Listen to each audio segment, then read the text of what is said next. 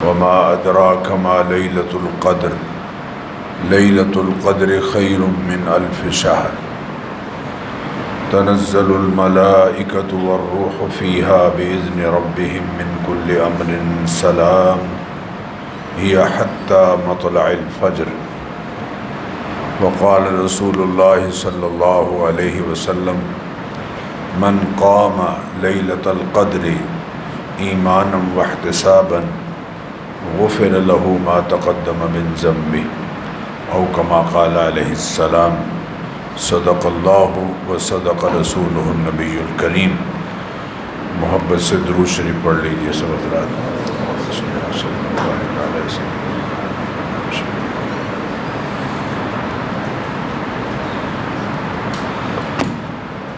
محترم بزرگوں اور عزیز بھائیوں، آج 20 رمضان المبارک ہے اور غروب آفتاب کے ساتھ ہی رمضان المبارک کا آخری عشرہ انشاءاللہ شروع ہو جائے گا. ماہ رمضان کے آخری عشرے کو پورے ماہ رمضان میں وہی حیثیت حاصل ہے جو ماہ رمضان کو سال کے پورے مہینوں میں حاصل ہے، اور اس خصوصیت کی بڑی وجہ وہ اعمال اور برکات ہیں جو اس عشرے میں نصیب ہوتی ہیں، اعمال بجا لائے جاتے ہیں. یہی وجہ ہے کہ نبی کریم علیہ الصلاۃ والتسلیمات کا آخری عشرے کے حوالے سے جو معمول ہے وہ باقی 20 دنوں سے ہٹ کر ہوتا تھا. ام المؤمنین سیدہ عائشہ صدیقہ رضی اللہ تعالی عنہ فرماتی ہیں کان رسول اللہ صلی اللہ علیہ وسلم اذا دخل العشر شد میزرہ واحیا لیلہ وایقظ اہلہ، کہ جب رمضان مبارک کا آخری عشرہ شروع ہوتا تو نبی کریم علیہ الصلاۃ والتسلیمات 3 کام کیا کرتے تھے. پہلا کام شد میزرہ، اپنا تہمت کس لیتے، یعنی خود کو بھرپور طور پر اس آخری عشرے کی برکات سے مستفید ہونے کے لیے تیار کر لیتے، کمر کس لیتے. وَأَحْيَا لَيْلَهُ، اور دوسرا کام یہ ہوتا تھا کہ ساری رات جاگتے رہتے، عبادت میں خود کو مصروف رکھتے. اور تیسرا وَأَيْقَظَ أَهْلَهُ، اپنے گھر والوں کو بھی راتوں کو قیام میں مصروف رہنے کے لیے جگاتے تھے، بیدار رکھتے تھے. راتوں کو قیام کا یہ حال تھا کہ حتیٰ تورمت قدماہ، اس قدر کھڑے ہوتے کہ آپ کے قدمین شریفین پر ورم آ جاتا، سو جاتے تھے. وَأَيْقَظَ أَهْلَهُ، گھر والوں کو بھی جگاتے، اس لیے کہ گھر والوں کی آخرت کی فکر کرنا یہ بھی صاحب خانہ کا فرض ہے. وَأْمُرْ أَهْلَكَ بِالصَّلَاةِ وَاسْتَبِرْ عَلَيْهَا، اپنے گھر والوں کو نماز کی تلقین کرتے رہیے، خود بھی نماز کے پابند رہیے. یا ایھا الذین آمنوا قوا انفسکم واہلیکم نارا، اے ایمان والو خود بھی جہنم کی آگ سے بچو اور اپنے گھر والوں کو بھی جہنم کی آگ سے بچانا ہے. جیسے تم اس بات کی فکر میں رہتے ہو جیسے تم اس بات کی فکر میں رہتے ہو کہ ہمارے مرنے کے بعد ان کا کیا ہوگا، ویسے ہی اس کی بھی فکر کرو کہ ان کے مرنے کے بعد ان کا کیا ہوگا۔ لا نسألک رزقا، ان کی معاش اور روزی کے ذرائع بنانے کی فکر میں تم پڑے رہتے ہو، ہم تم سے یہ مطالبہ نہیں کرتے، نحن نرزقک، رزق تو ہم دیں گے۔ اور سورہ ذاریات کے الفاظ بہت غور طلب ہیں۔ فرمایا وَفِي السَّمَاءِ رِزْقُكُمْ وَمَا تُوعَدُونَ، آسمانوں میں ہے تمہارا رزق اور وہ سب کچھ جس کے لیے تم التجا کرتے ہو، مانگتے ہو، جس کا تم سے وعدہ کیا گیا ہے۔ اور فَوَرَبِّ السَّمَاءِ وَالْأَرْضِ إِنَّهُ لَحَقٌّ، آسمان و زمین کے رب کی قسم ہے کہ یہ بات سچ ہے، ایسے ہی سچ ہے، مثل ما انکم تنطقون، جیسے تم بولتے ہو تو تمہارے منہ سے نکلے گئے الفاظ، نکلے ہوئے الفاظ نکل چکے ہیں، یہ سچ ہے۔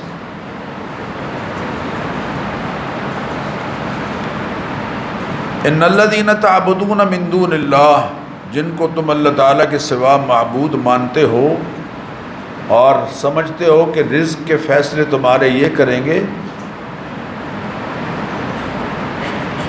ان الذین تعبدون من دون اللہ لا یملکون لکم رزقا، یہ رزقا نکرہ ہے، ذرا برابر بھی تمہارے رزق کے وہ مالک نہیں ہیں۔ فابتغوا عند اللہ الرزق واعبدوہ واشکروا لہ، اللہ سے رزق مانگو، اللہ کی عبادت بجا لانے والے، اللہ کی مان کر چلنے والے بن جاؤ اور اس کا شکر ادا کرنے والے بن جاؤ۔ اس لیے میرے بزرگوں اور دوستو، انسان رزق کے لیے کوشش کا پابند ہے، وسائل حیات مہیا کرنے والی ذات اللہ کی ذات ہے۔ تو وَأَحْيَا لَيْلَهُ وَأَيْقَظَ أَهْلَهُ، گھر والوں کو بھی جگاتے تاکہ ان کی آخرت بھی ساتھ ساتھ بنتی رہے، چونکہ اہل خانہ کی آخرت کی فکر کرنا دنیا کی فکر کرنے سے زیادہ لازمی ہے۔ میرے بزرگوں اور دوستو، رمضان مبارک کے آخری عشرے میں اللہ تعالیٰ کی برکات حاصل کرنے کے لیے نبی اکرم صلی اللہ علیہ وسلم کو بہت اہتمام رہتا تھا۔ ام المؤمنین سیدہ عائشہ صدیقہ رضی اللہ عنہ فرماتی ہیں، کان رسول اللہ صلی اللہ علیہ وسلم یجتہد فی العشر الاواخر ما لا یجتہد فی غیرہ۔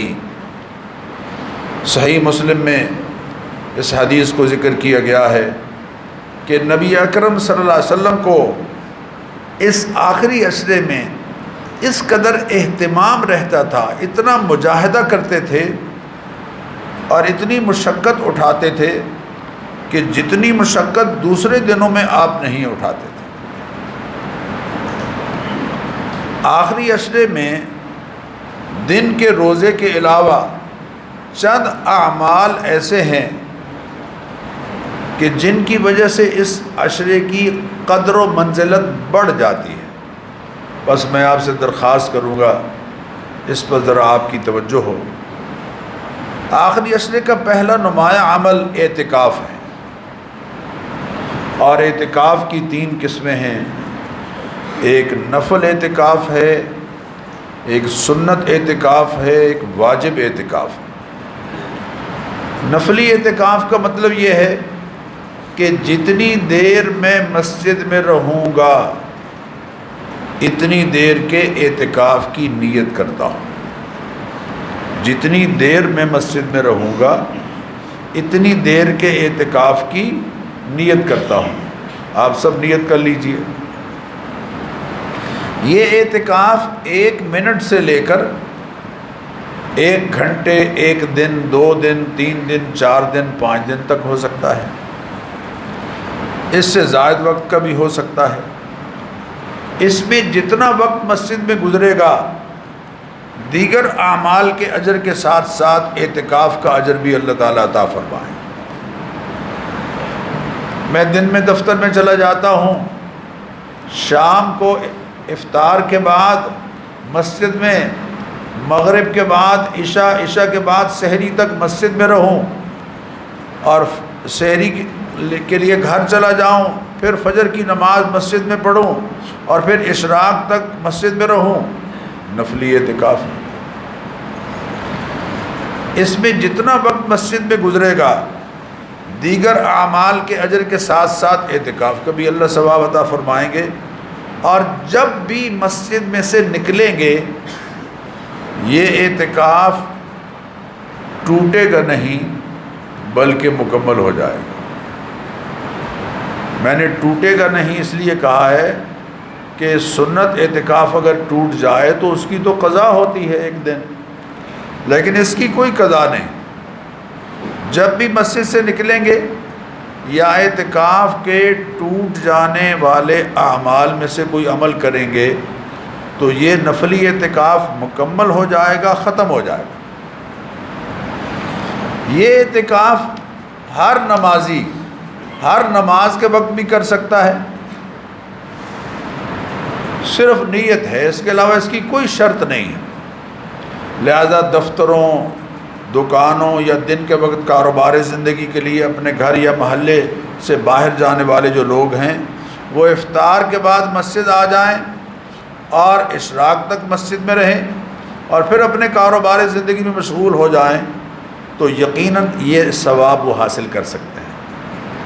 اجر سنیے ذرا، نبی کریم علیہ الصلوۃ والتسلیمات نے فرمایا، من اعتکف یوما ابتغاء وجہ اللہ، جو شخص 1 دن کا اعتکاف اللہ کی رضا اور خوشنودی کے لیے کرتا ہے، جعل اللہ بینہ وبین النار 3 خنادق ابعد مما بین الخافتین، اللہ تعالیٰ اس کو جہنم کی آگ سے 3 خندقیں دور کر دیتا ہے، اور 1 خندق کا فاصلہ اتنا ہے جتنا زمین اور آسمان کا فاصلہ ہے۔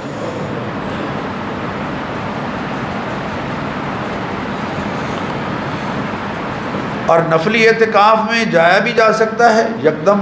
حضرت عبداللہ بن عباس اعتکاف بیٹھے ہوئے ہیں، ایک صاحب آئے، انہوں نے کہا، حضرت فلاں آدمی کے پاس میرا مسئلہ ہے، اگر آپ کوئی پیغام بھیج دیں اس کی طرف یا کوئی نشانی دے دیں جا کے میں بتاؤں تو میرا مسئلہ حل ہو جائے گا۔ آپ نے فرمایا چلو تمہارے ساتھ چلتے ہیں۔ باہر نکل پڑے، لوگوں نے کہا حضرت آپ کا اعتکاف تھا، آپ نے فرمایا اس کے ساتھ چل پڑنا 10 سال کے نفلی اعتکاف سے افضل ہے۔ اللہ اکبر۔ خود نبی کریم علیہ السلام نے فرمایا، میں محمد الرسول اللہ صلی اللہ علیہ وسلم مسجد نبوی میں، اللہ کے رسول، اور کہاں؟ مسجد نبوی میں 1 مہینہ اعتکاف کروں، اس سے افضل یہ سمجھتا ہوں کہ کسی مسلمان کی ضرورت کے وقت اس کے ساتھ چل پڑوں۔ تو خلق خدا کی خدمت کو معمولی نہ سمجھیں۔ اعتکاف کی دوسری قسم واجب اعتکاف، اور بلکہ امام شعرانی نے ایک حدیث نقل کی ہے کہ نبی کریم علیہ السلام نے فرمایا، جو شخص جماعت میں مغرب سے، یعنی ایسی مسجد میں جہاں با جماعت ادا نماز ہوتی ہے، ایسی مسجد میں مغرب سے عشاء تک اعتکاف کرتا ہے اور قرآن کریم اور نماز کے علاوہ کسی سے بات نہیں کرتا، تو اللہ تعالیٰ اس کے لیے جنت میں ایک محل بنا دیتے ہیں۔ اللہ اکبر۔ دوسرا اعتکاف واجب ہے، کسی نے نظر مانی کہ میرا فلاں کام ہو جائے تو میں اتنے دن اعتکاف بیٹھوں گا، اس کے لیے نیت شرط ہے، اس کے لیے واجب جتنے دن اس نے متعین کیے ہیں، روزہ بھی لازم ہے، اور اتنے دنوں کے ساتھ راتوں میں بھی مسجد میں ٹھہرنا لازم ہے۔ تیسرا اعتکاف مسنون اعتکاف، نبی کریم علیہ الصلاۃ والتسلیمات مدینہ منورہ میں تشریف لائے، ہر سال اعتکاف کیا کرتے تھے، آپ نے کبھی نہیں چھوڑا۔ ایک سال سفر کی وجہ سے اعتکاف نہیں کر سکے تو اگلے سال 20 دن کا اعتکاف کیا۔ سیدہ عائشہ فرماتی ہیں ان النبی صلی اللہ علیہ وسلم کان یعتکف العشر الاواخر من رمضان حتی توفاہ اللہ ثم اعتکف ازواجہ بعدہ، کہ نبی کریم علیہ الصلاۃ والتسلیمات جب تک مدینہ منورہ میں تشریف فرما رہے ہر سال اعتکاف کرتے۔ حضرت عبداللہ بن عمر کے ایک شاگرد ہیں حضرت نافع، وہ فرماتے ہیں حضرت ابن عمر نے مجھے وہ جگہ دکھائی جہاں نبی کریم علیہ الصلاۃ والتسلیمات کی چٹائی بچھائی جاتی تھی یا چارپائی رکھی جاتی تھی اعتکاف کے لیے۔ اللہ اکبر اللہ اکبر۔ اور ذرا غور کیجئے، حضور اکرم صلی اللہ علیہ وسلم فرماتے ہیں کہ جو شخص اعتکاف بیٹھ گیا وہ بہت سے کاموں سے رک گیا، مثلا باہر ہوتا تو نماز جنازہ کسی کی پڑھنے کے لیے جاتا، باہر ہوتا تو بیمار کی تیمارداری کرنے کے لیے جاتا اور اس پر اسے اجر ملتا۔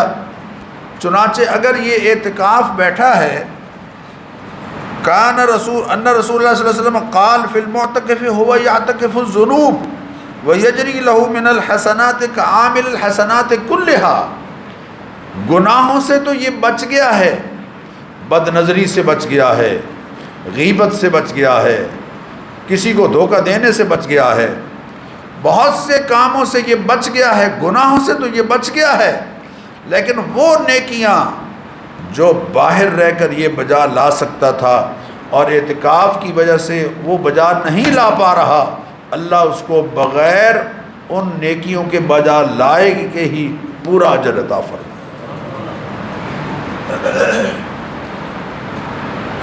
اور فرمایا من اعتکف ایمانا واحتسابا غفر له ما تقدم من ذنبہ، جو شخص اللہ کی رضا اور خوشنودی کے لیے اور اللہ کے حکم کو تسلیم کرتے ہوئے اعتکاف بیٹھتا ہے ایمان کے ساتھ، تو اللہ تعالیٰ پچھلے گناہ اس کے معاف فرما دیتے ہیں۔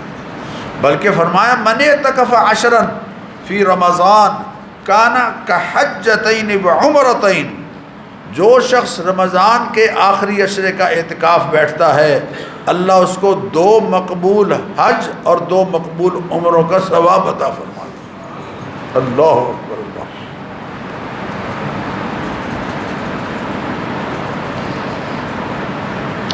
اعتکاف بیٹھنے والا دراصل خود کو، اس جملے پر ذرا غور کیجئے، خود کو اللہ کی چوکھٹ پر لا ڈالتا ہے۔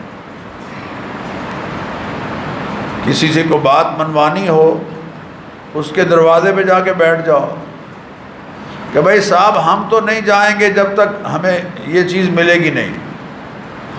اعتکاف والا اللہ کی چوکھٹ پر لا ڈالتا ہے خود کو۔ اور یہ جو لوگ کہتے ہیں نا کہ دروازے کو دستک دیتے رہیں تو کھل جاتا ہے دروازہ، میں کہتا ہوں کہ یہ دروازہ تو کبھی بند ہی نہیں ہوتا، یہ تو کھلا رہتا ہے۔ یہ تو وہ ہے دینے والا کہ جو خود آ کر ہمارے دروازے پہ دستک دیتا ہے۔ الا من مستغفر فاغفر له، ہے کوئی مغفرت کا طلبگار جسے میں معاف کر دوں؟ الا من مسترزق فارزق، ہے کوئی رزق کا طلبگار جسے میں رزق عطا کر دوں؟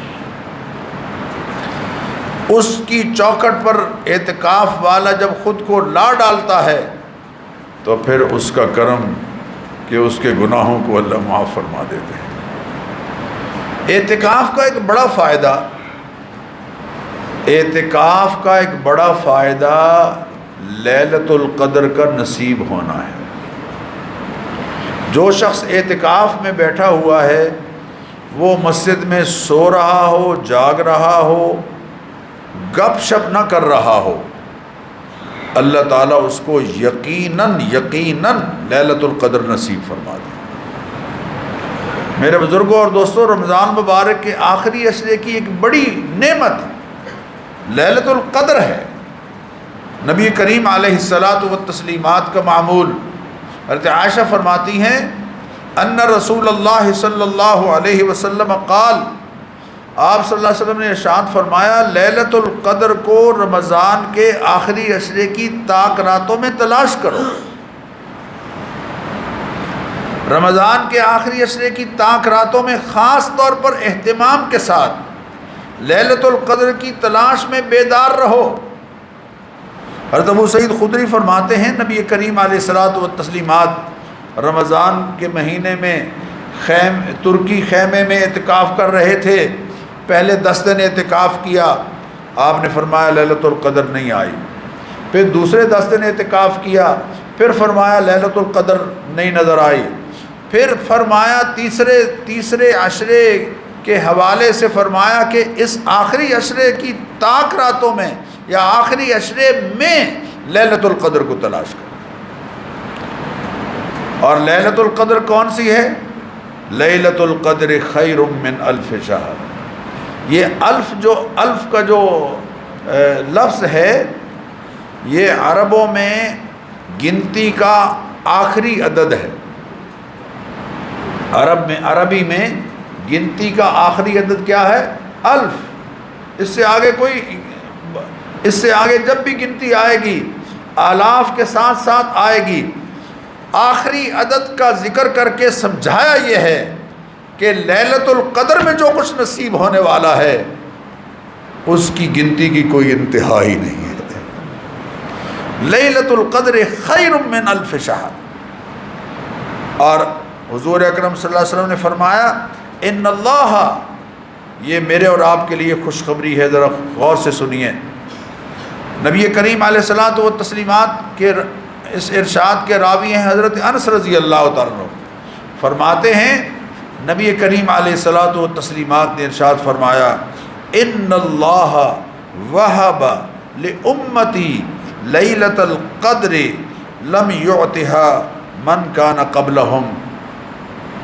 یہ لیلۃ القدر پوری امتوں میں سے کسی کو نصیب نہیں ہوئی، صرف میری امت کو نصیب ہوئی۔ یہ کتنا بڑا اعزاز ہے۔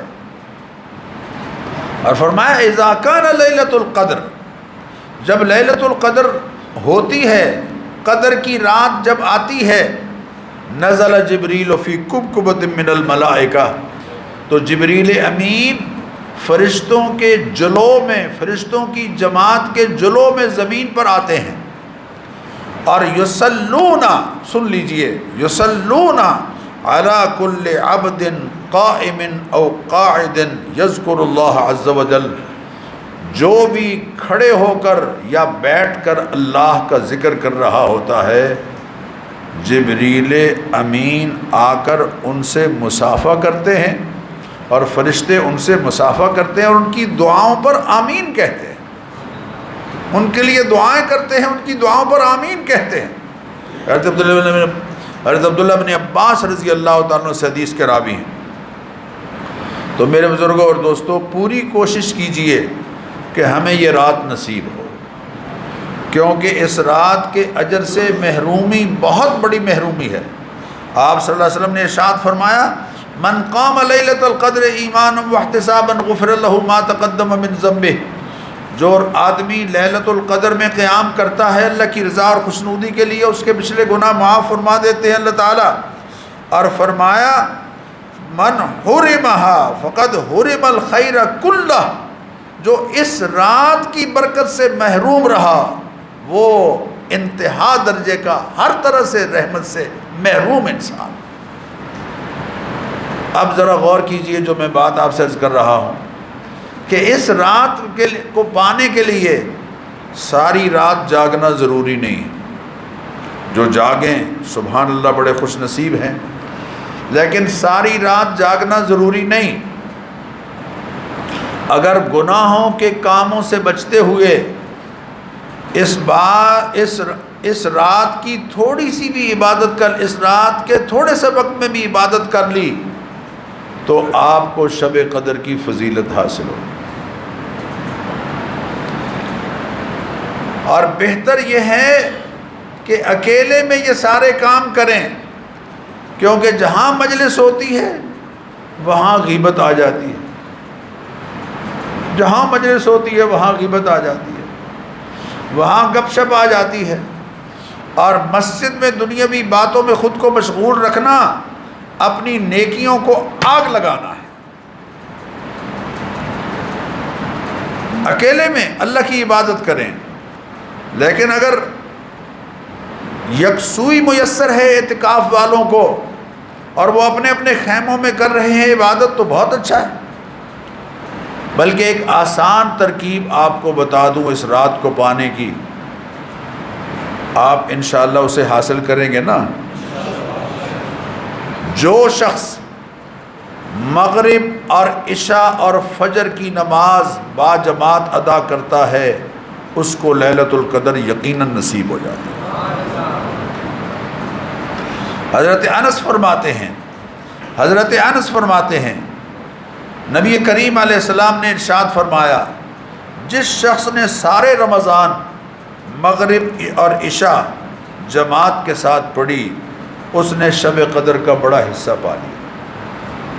حضرت ابو ہریرہ فرماتے ہیں جس شخص نے رمضان میں نماز عشاء باجماعت ادا کی اس نے لیلۃ القدر کو پا لیا۔ اور حضرت سعید ابن مسیب اور حضرت علی کرم اللہ وجہہ فرماتے ہیں کہ جس شخص نے نماز باجماعت ادا کی اس نے آدھی رات قیام کا ثواب ادا پایا، اور جس نے اس روز فجر بھی باجماعت ادا کی اس کو ساری رات کے قیام کا اللہ ثواب عطا فرمایا۔ یہ ثواب یہ حکمی عبادت ہے ساری رات کی، اور اگر کوئی ساری رات عبادت کرتا رہا تو وہ حقیقی عبادت ہے اس کی۔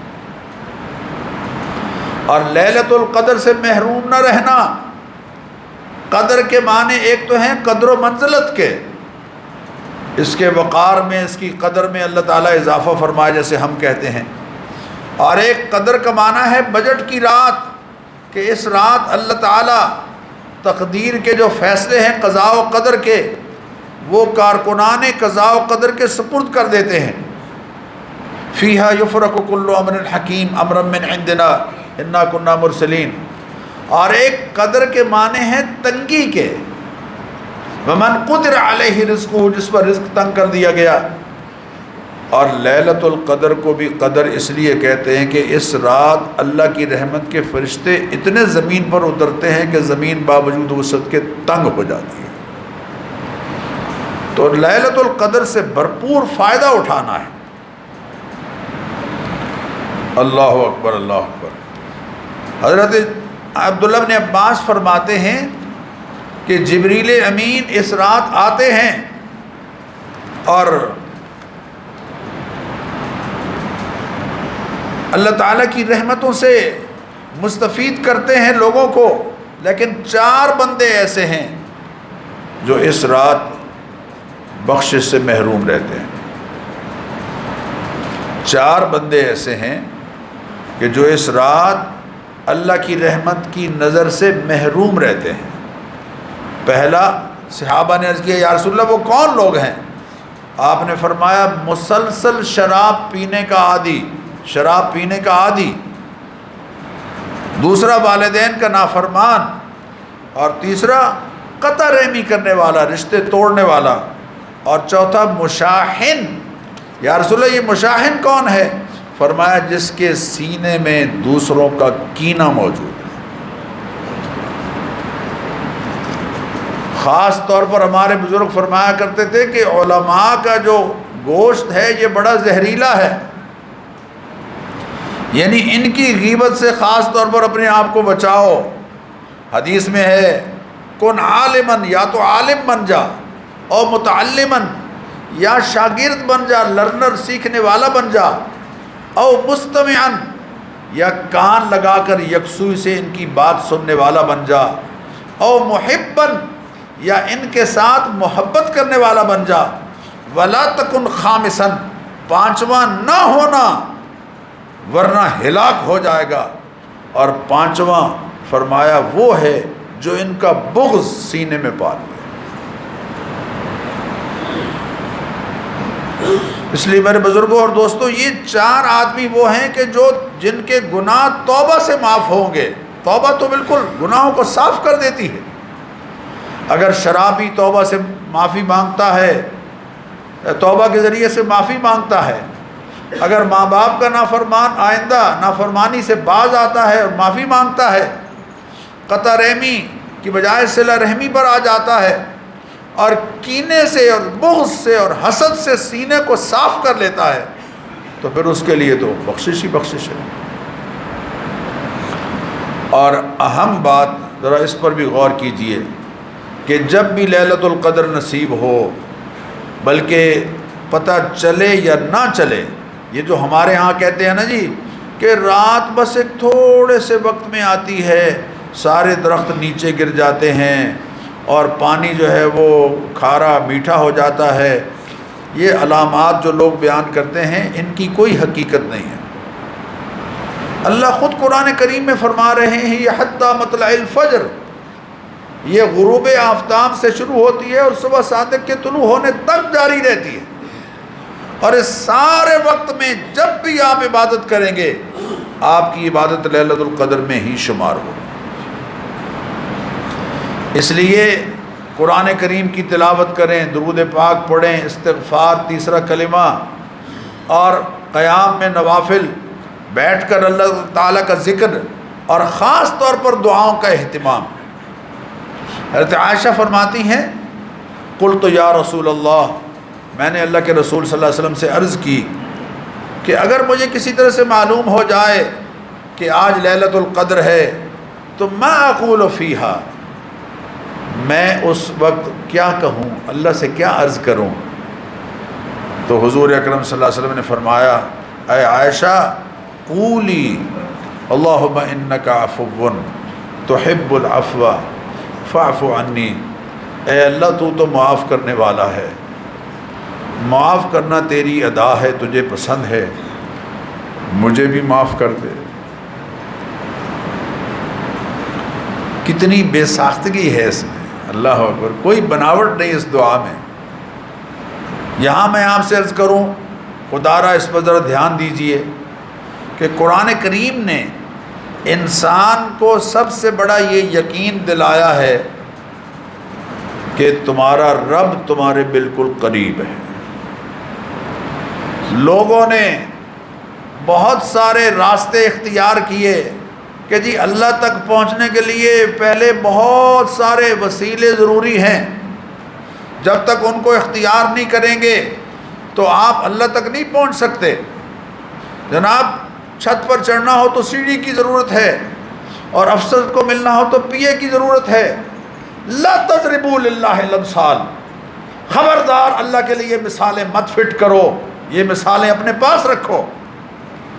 اذا سالک عبادی انی فانی قریب، جب میرا بندہ میرے بارے میں تم سے پوچھے تو ان کو بتاؤ کہ میں تمہارے قریب۔ اجیب دعوت الداع اذا دعان، کوئی پکارنے والا جب بھی مجھے پکارتا ہے تو میں اس کی پکار کو قبول کرتا ہوں۔ نحن اقرب الیہ من حبل الورید، ہم تو شارک سے بھی زیادہ تمہارے قریب ہیں۔ وَهُوَ مَعَكُمْ أَيْنَمَا كُنْتُمْ، تم جہاں کہیں بھی ہو وہ تمہارے ساتھ ہے۔ وہ کسی شاعر نے کہا تھا نا کہ باز آ باز آ، ہر آنچ ہستی باز آ، گر کافر و گبر و بت پرستی باز آ، واپس آ جا واپس آ جا، تو جو بھی ہے اور جہاں بھی ہے، جہاں بھی ہے اور جو بھی ہے واپس آ جا، کافر ہے بت پرست ہے پھر بھی واپس آ جا، پلٹ آ اپنے حقیقی رب کی طرف۔ این درگئے ماں درگہے نومیدی نیست، صد بار گر توبہ شکستی باز آ، میرا دروازہ نا امیدی والا دروازہ نہیں ہے، 100 بار بھی اگر تو توبہ توڑ دے پھر بھی واپس آ جائے۔ کپڑا جب بھی میلا ہوتا ہے دھوبی کے پاس بھیجتے ہیں، اور جب تک وہ پھٹتا نہیں میلا ہوتا رہتا ہے اور دھلتا رہتا ہے۔ ہر مرتبہ جب گناہ ہو گیا ڈھٹائی کا اظہار نہ کریں، لیکن اگر ہو جائے بے ساختہ تو پھر پلٹ کر اس کے چوکھٹ پہ آ جائیں، اللہ پھر معاف کر دیں گے۔ حضور اکرم صلی اللہ علیہ وسلم نے فرمایا، اللہ فرماتے ہیں احفظ اللہ تجدہ امامک، اللہ کو یاد کرو، اللہ کو اپنے سامنے موجود پاؤ گے۔ قال ربکم ادعونی استجب لکم، تمہارا پروردگار تم سے یہ کہتا ہے کہ مجھ سے مانگو، میں تمہاری دعاؤں کو قبول کرتا ہوں۔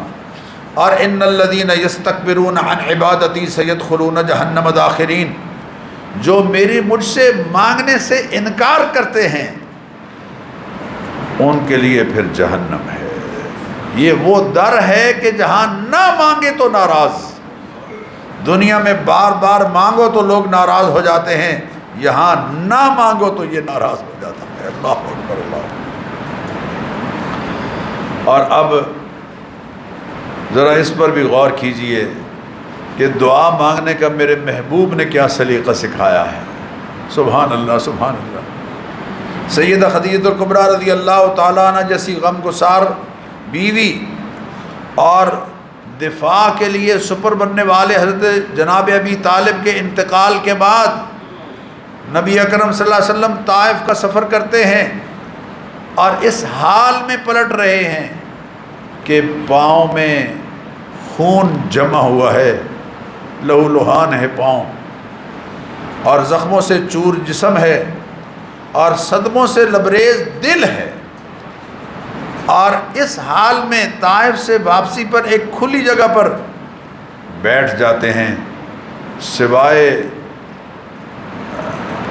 ایک خادم کے، زید بن حارثہ کے، کوئی غم گسار نہیں، اکیلے ہیں، اور اس خاص کیفیت میں اللہ تعالیٰ سے دعا کر رہے ہیں۔ اور دعا کیا کر رہے ہیں؟ اللہم الیک اشکو ضعف قوتی وقلت حیلتی وہوانی علی الناس۔ اللہم الیک اشکو ضعف قوتی، اے اللہ میں اپنی قوت اور طاقت کے کمزور ہونے کا اعتراف کرتا ہوں، وقلت حیلتی، اور اپنے تدبیر کے محدود ہونے کے وجہ سے اپنی بے بسی کا اعتراف کرتا ہوں، وہوانی علی الناس، اور لوگوں کے سامنے اپنی بے قدری کی تجھ سے شکایت کرتا ہوں۔ اے اللہ میں اپنی قوت کے کمزور ہونے، اپنی تدبیر کے محدود ہونے، اور لوگوں کی طرف سے جو میری بے قدری ہوئی ہے اس کی تجھ سے شکایت کرتا ہوں، تجھ سے شکوہ کرتا ہوں۔ یا ارحم الراحمین، اے بڑے مہربان، اے میرے پیارے سب سے زیادہ مہربان اللہ، انت رب المستضعفین، تو ہی کمزوروں کا پروردگار ہے۔ الا من تکلنی، تو نے مجھے کن کے سپرد کر دیا ہے؟ ایسوں کے سپرد کر دیا ہے جو بد کلامی سے اور برہمی سے میرے ساتھ پیش آئیں، اور ایسوں کے سپرد کر دیا ہے کہ جو میری دشمنی پر اترے ہوئے ہیں۔ یہ ناز کا انداز ہے، اور یکدم پھر نیاز کے انداز میں آ گئے، اور کیا جملہ ہے دعا کا، اور کہا عرض کیا ان لم تکن غضبان علی فلا ابالی، پروردگار اگر تو مجھ سے ناراض نہیں ہے تو یہ جو کچھ ہوا ہے میرے ساتھ اس کی مجھے کوئی پرواہ نہیں۔ ہاں تیری طرف سے عافیت ملتی رہے تو یقیناً وہ میرے لیے بہت بہتر ہے۔ اعوذ بنور وجہک الذی اشرقت لہ الظلمات، اے پروردگار میں تیری ذات کے اس نور کی پناہ میں آتا ہوں جس سے اندھیرے چھٹتے اور ظلمتیں دور ہوتی ہیں، روشن ہوتی ہیں۔ وصلح علیہ امر الدنیا والآخرہ، اور جس کے سہارے دنیا اور آخرت کے تمام امور صحیح رخ پر چل رہے ہیں۔ ان ینزل بی غضبک، میں اس بات سے پناہ چاہتا ہوں کہ کہیں مجھ پر تیرا غصہ اترے، تیرا غصہ اترے، میں اس سے پناہ چاہتا ہوں۔ اور یحل علی سخطک، یا مجھ پر تیری ناراضی نازل ہو، اس سے تیری پناہ میں آتا ہوں۔ لکل عتبی حتی ترضی، آپ ہی کا حق ہے کہ آپ کو منایا جائے یہاں تک کہ آپ راضی ہو جائیں۔ ولا حول ولا قوت الا باللہ۔ بدر میں تمام تر اسباب اختیار کرنے کے بعد ایک چھپر ڈالا گیا اللہ کے حبیب کے لیے، اور وہاں صدیق اکبر پہرے دار ہیں، اور حضور اکرم صلی اللہ علیہ وسلم اللہ تعالیٰ سے دعا کر رہے ہیں، اور ناز کے انداز میں کہا اللہم اے پروردگار، اگر یہ میرے ساتھی جو میں تیرے ہاں لے آیا ہوں اگر یہ سارے ہلاک ہو گئے تو پھر دنیا میں کوئی بھی تیری عبادت کرنے والا نہیں رہے گا۔ اور میرے بزرگوں اور دوستو، عرفات کے میدان میں حضور اکرم صلی اللہ علیہ وسلم نے جو دعا مانگی، یہ سلیقہ ہے، دعا سکھا رہے ہیں، اللہ کے نبی دعا سکھا رہے ہیں۔ ذرا غور کیجئے، عرفات کے میدان کی آپ کی دعا، اس کے الفاظ پر ذرا غور کیجئے۔ اللہم انک تسمع کلامی، اے پروردگار تو میری باتیں سن رہا ہے، وترا مکانی، اور میری صورتحال کو بھی تو دیکھ رہا ہے، وتعلم سری وعلانیتی، اور میرا ظاہر اور باطن بھی تیرے علم میں ہے، لا یخفی علیک شیء من امری، اے اللہ میرا کوئی معاملہ تجھ سے مخفی نہیں ہے، میرا کوئی معاملہ تجھ سے پوشیدہ نہیں ہے۔ اور اس دعا میں عجز و انکساری کا اظہار عروج پر ہے۔ عرض کرتے ہیں انا البائس الفقیر، اے اللہ میں بہت خستہ حال ہوں، میں بہت مصیبت زدہ ہوں، میں بڑا محتاج ہوں، فقیر ہوں تیرا، المستغیث میں تیرے سامنے فریاد کرنے والا ہوں، المستجیر میں تجھ سے پناہ کا طلبگار ہوں، المقر المعترف بذنبہ، ایسا فریادی جسے اپنی بشری کمزوریوں کا پوری طرح سے اعتراف ہے۔ اسألک مسألۃ المسکین، میں تجھ سے مسکین بن کر مانگ رہا ہوں، ایک مسکین اور بے کس کی طرح میں تیرے سامنے سوال کر رہا ہوں۔ وَأَبْتَهِلُ إِلَيْكَ ابْتِهَالَ الْمُذْنِبِ الذَّلِيلِ، اور اس شخص کی طرح گڑ گڑاتا ہوں جو قصور والا ہے، آہوزاری کرتا ہوں اس شخص کی طرح جو قصور وار ہے، جو عاجز ہے، خطا کار ہے، عاجز ہے۔ وَأَدْعُوكَ دُعَاءَ الْخَائِفِ الضَّرِيرِ، اور میں تجھے اس بندے کی طرف پکار رہا ہوں جو خوف زدہ ہے، آفت زدہ ہے۔ من خضعت لک رقبتہ، جس کی گردن تیرے سامنے جھکی ہوئی ہے، وفاضت لک عبرتہ، اور جس کے آنسو تیرے دربار میں بہہ رہے ہیں۔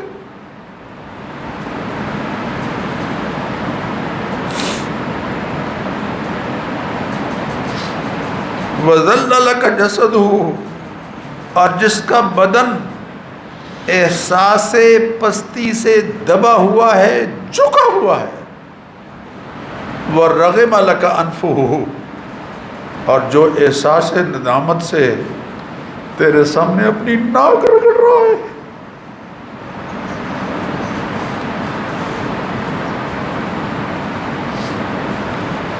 اللہم لا تجعلنی بدعائک شقیا، اے اللہ مجھے اپنی دعاؤں میں محروم اور ناکام نہ بنانا۔ وکن بی رؤوفا ورحیما، اور مجھ پر مشفق اور مہربان ہو جانا۔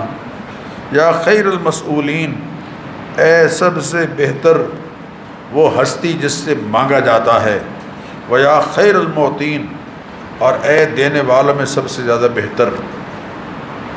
دعا سکھا رہے ہیں۔ اللہم فارج الہم، اے اللہ تفکرات کو دور کرنے والے، کاشف الغم، غموں کو زائل کرنے والے، مجیب دعوت المضطرین، بے قصوں کی دعائیں قبول کرنے والے، رحمان الدنیا والآخرت ورحیمہما، دنیا اور آخرت میں مہربان اور انتہائی رحم کرنے والے، فرحمنی برحمت تغننی بھی عن رحمت من سواک، مجھ پر ایسی رحمت فرما کہ میں کسی اور کی رحمت کا پھر محتاج نہ رہوں۔ اور یہ دعا ایک مختصر جملہ ہے جو یعنی دل کو ہلا دیتا ہے، اور وہ کیا؟ اللہ سے عرض کر رہے ہیں اللہم واقیتاً کواقیت الولد، اے اللہ جیسے ماں باپ بچے کی نگہبانی اور حفاظت کرتے ہیں، تو اپنے کرم سے میری ایسی ہی حفاظت فرما۔ اللہم واقیتاً کواقیت الولد، اللہ کا تو کوئی بیٹا نہیں، اللہ کی کوئی اولاد نہیں، اللہ اولاد سے پاک ہے، لم یلد ولم یولد، لیکن شفقت کا اظہار ہو رہا ہے کہ جیسے بچے کی نگہبانی ہوتی ہے میرے اللہ کواقیت الولد، ایسے ہی اپنے کرم سے میری نگہبانی فرما۔ اللہم انی اعوذ بک من شر الاعمیین، اے اللہ مجھے دو اندھا دھند آنے والے ان کے شر سے بچا، سیلاب اچانک آئے یا اچانک کوئی حملہ آور ہو یا حادثہ اچانک ہو۔ یہ سلیقہ دعا کا نبی کریم علیہ الصلاۃ والتسلیمات نے ہمیں سکھایا ہے۔ اللہ کی مہربانی سے آج شام سے یہ عشرہ شروع ہو رہا ہے، دعاؤں کا اہتمام کریں، جتنا وقت نکل سکے مسجد میں گزاریں اعتکاف کی نیت سے، اور ایسا گزاریں کہ جس میں غیبت نہ ہو، جس میں گپ شپ نہ ہو، جس میں رجوع الی اللہ ہو۔ اللہ ہمیں اس کی توفیق عطا فرمائے۔ وآخر دعوانا